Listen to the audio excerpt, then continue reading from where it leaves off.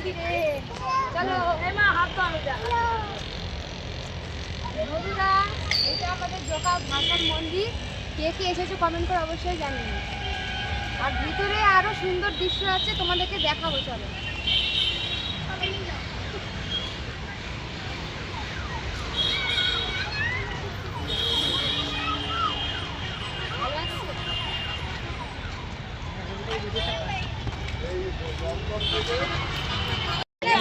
চলো চলে এলাম জোকাতে ভাসার।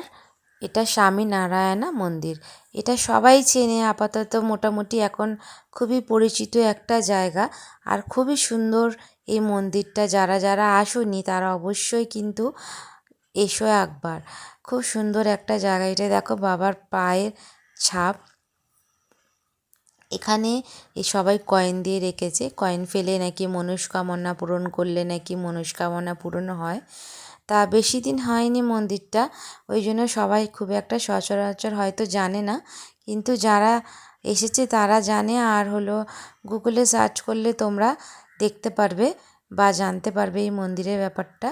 এটা হলো জোকা ভাসার স্বামীনারায়ণ মন্দির বলে তোমরা সার্চ করো, দেখতেই পারবে। আর যারা আসতে ইচ্ছুক তারা হলো ডাইরেক্ট হাওড়া থেকে যদি আসতে চাও, ওখান থেকে যে কোনো আমতলা বাস আছে বা ডায়মন্ডের বাস আছে, সেই বাসে উঠে যাবে।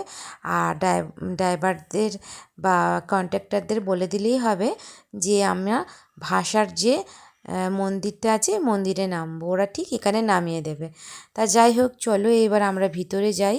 মন্দিরের ভিতরে বাইরেটা তো এত সুন্দর, ভিতরটা তাহলে ভাবো কত সুন্দর হতে পারে।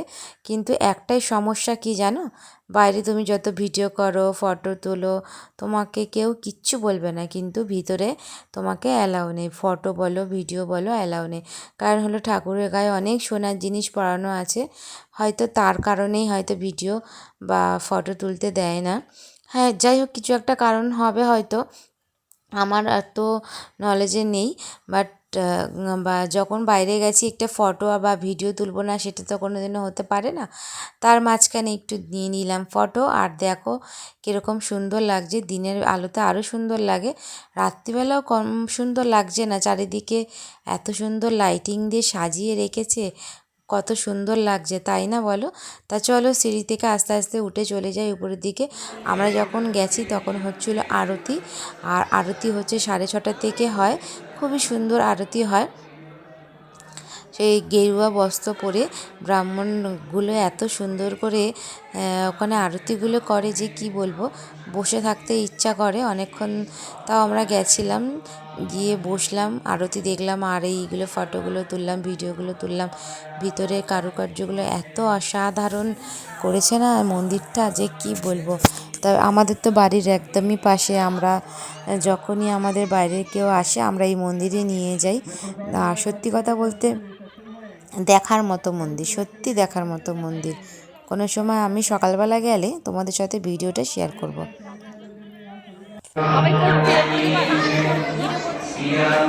চলো, স্বামীজির এইখানটা এখন আরতি হচ্ছে আর আমরা সবাই বসবো। আর নিচে কি বলো তো, প্রসাদ বিক্রি হয় 100 টাকা প্যাকেট, তোমরা নিতেও পারো নাও নিতে পারো।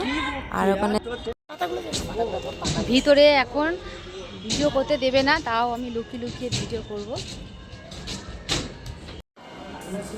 এতক্ষণ তো ছিলাম উপরের ফ্লোরে, এখন চলে এসেছি নিচের ফ্লোরে।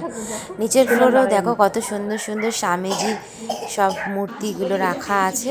আর এখানে না সব গোল্ড দিয়ে স্বামীজির মুকুট বলো গলা হার বলো সব কিছু গোল্ডে দেওয়া আছে, ওই জন্যে মানে ভিডিও বা ফটো তুলতে দেয় না।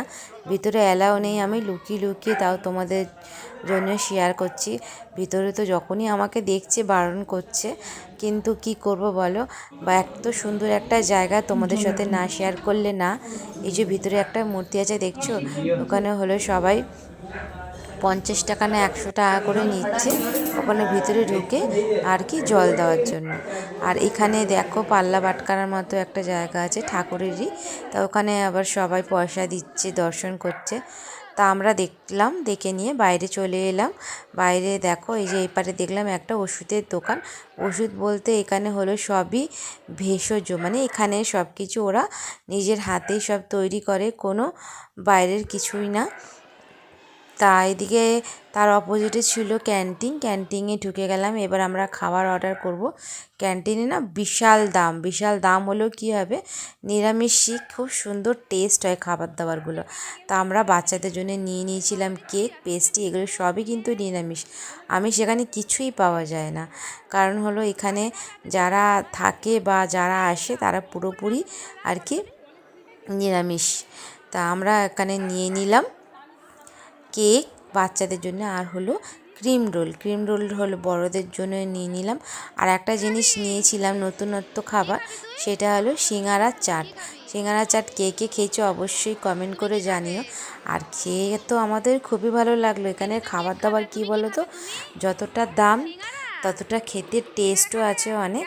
আর এইদিকে তো আমার দিদির ছেলেকে নিয়ে তো পারছি না, ওকে বসে বসে একটু খাইয়ে দিতেই হবে, একা একা তো খেতে পারে না, আর বারবার নিচে দৌড়াচ্ছে, বসছেও না এক জায়গায়।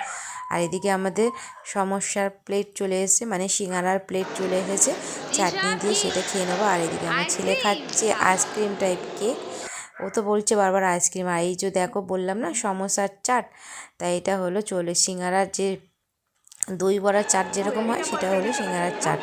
বেশ ভালোই বানিয়েছিল, 2 প্লেট নিয়েছিলাম, 2 প্লেটের মধ্যে 2টো করে সিঙ্গারা দিয়ে আর চাট মতো বানিয়ে দিয়েছিল, খুব টেস্ট হয়েছিল খেতে।